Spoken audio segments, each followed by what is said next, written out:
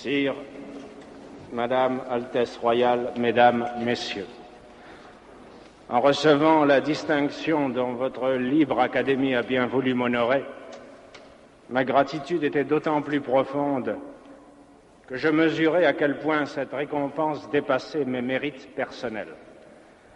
Tout homme, et à plus forte raison tout artiste, désire être reconnu. Je le désire aussi. Mais il ne m'a pas été possible d'apprendre votre décision sans comparer son retentissement à ce que je suis réellement.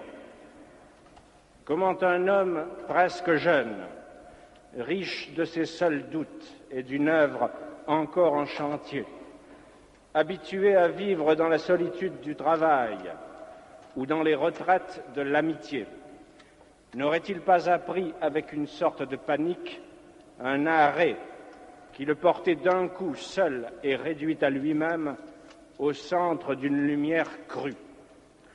De quel cœur aussi pouvait-il recevoir cet honneur à l'heure où en Europe d'autres écrivains, et parmi les plus grands, sont réduits au silence, et dans le temps même où sa terre natale connaît un malheur incessant?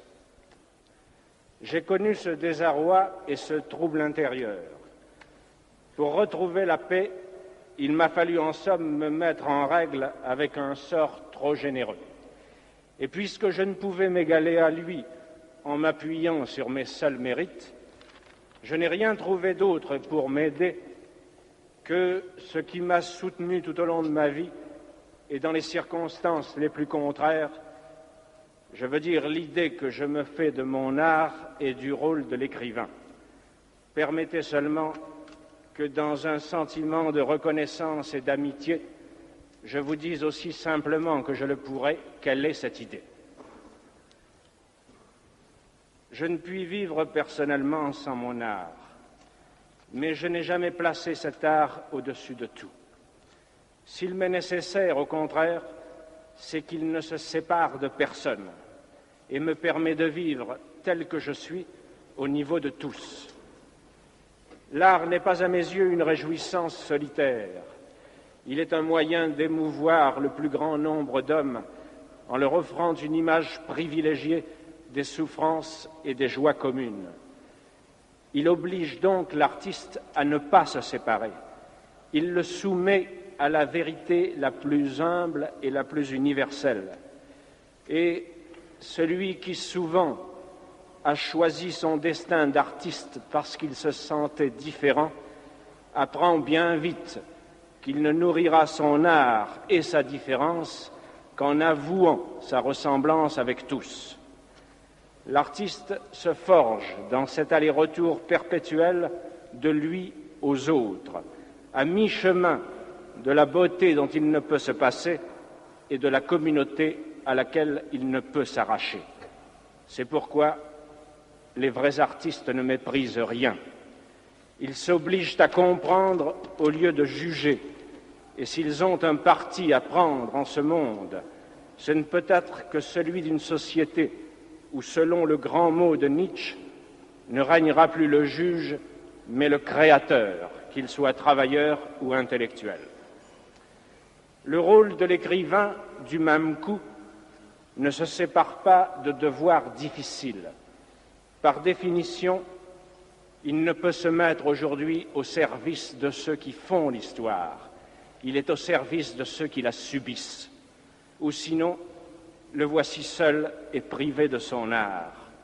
Toutes les armées de la tyrannie, avec leurs millions d'hommes, ne l'enlèveront pas à la solitude, même et surtout s'ils consentent à prendre leur pas. Mais le silence d'un prisonnier inconnu, abandonné aux humiliations à l'autre bout du monde, suffit à retirer l'écrivain de l'exil, chaque fois du moins qu'il parvient, au milieu des privilèges de la liberté, à ne pas oublier ce silence et à le relayer pour le faire retentir par les moyens de l'art. Aucun de nous n'est assez grand pour une pareille vocation. Mais dans toutes les circonstances de sa vie, obscure ou provisoirement célèbre, jeté dans les fers de la tyrannie ou libre pour un temps de s'exprimer, l'écrivain peut retrouver le sentiment d'une communauté vivante qui le justifiera, à la seule condition qu'il accepte, autant qu'il peut, les deux charges qui font la grandeur de son métier, le service de la vérité et celui de la liberté. Puisque sa vocation est de réunir le plus grand nombre d'hommes possible, elle ne peut s'accommoder du mensonge et de la servitude qui, là où ils règnent, font proliférer les solitudes. Quelles que soient nos infirmités personnelles, la noblesse de notre métier s'enracinera toujours dans deux engagements difficiles à maintenir, le refus de mentir sur ce que l'on sait et la résistance à l'oppression. Pendant plus de 20 ans d'une histoire démentielle, perdu sans secours, comme tous les hommes de mon âge dans les convulsions du temps, j'ai été soutenu ainsi par le sentiment obscur qu'écrire était aujourd'hui un honneur, parce que cet acte obligeait et obligeait à ne pas écrire seulement. Il m'obligeait particulièrement à porter, tel que j'étais et selon mes forces, avec tous ceux qui vivaient la même histoire, le malheur et l'espérance que nous partagions.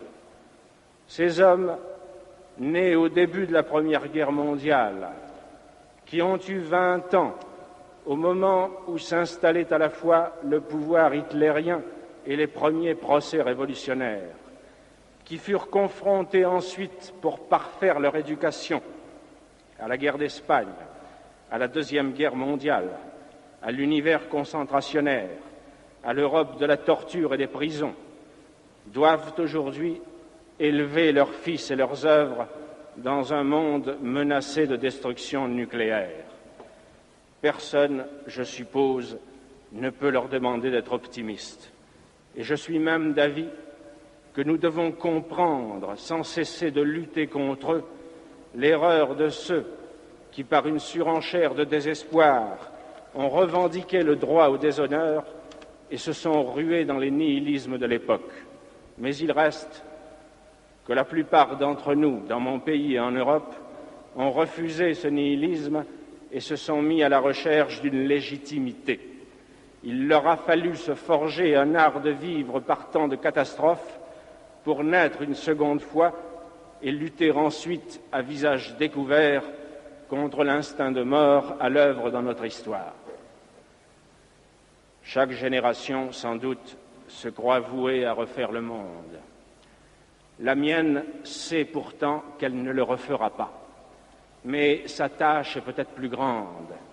Elle consiste à empêcher que le monde se défasse.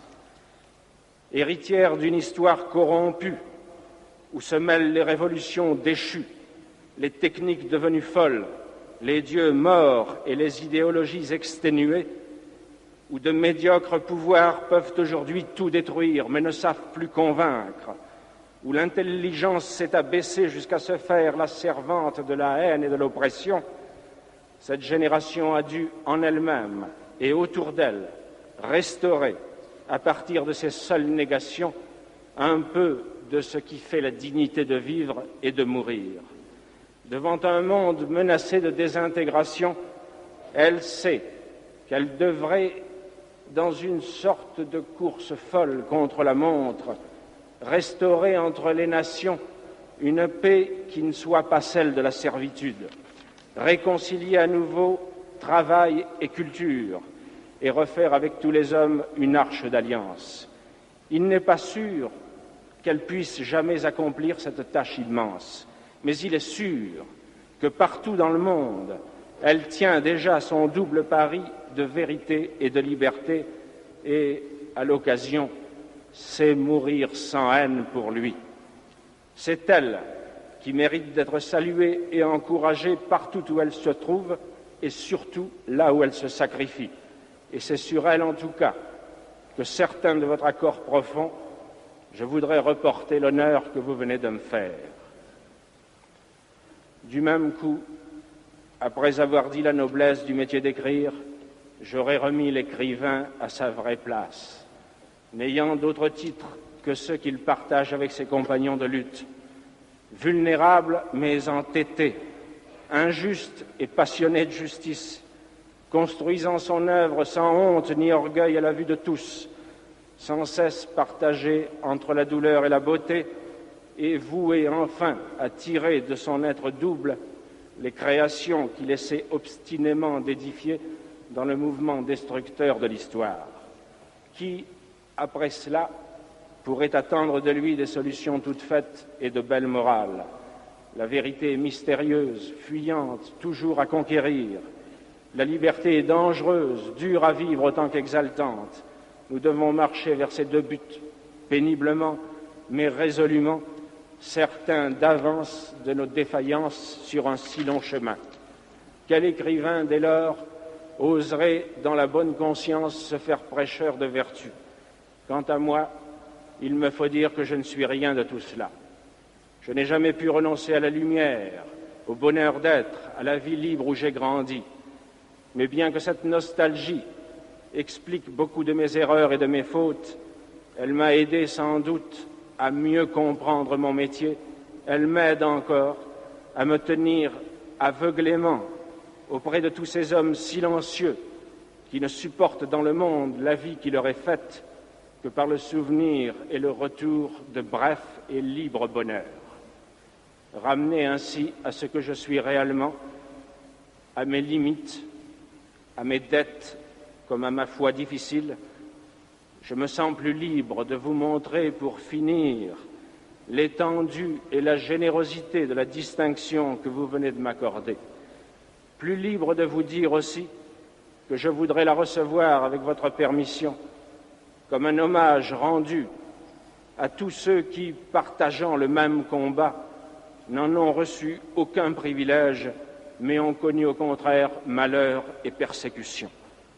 Il me restera alors à vous en remercier du fond du cœur et à vous faire publiquement, en témoignage personnel de gratitude, la même et ancienne promesse de fidélité que chaque artiste vrai, chaque jour, se fait à lui-même dans le silence.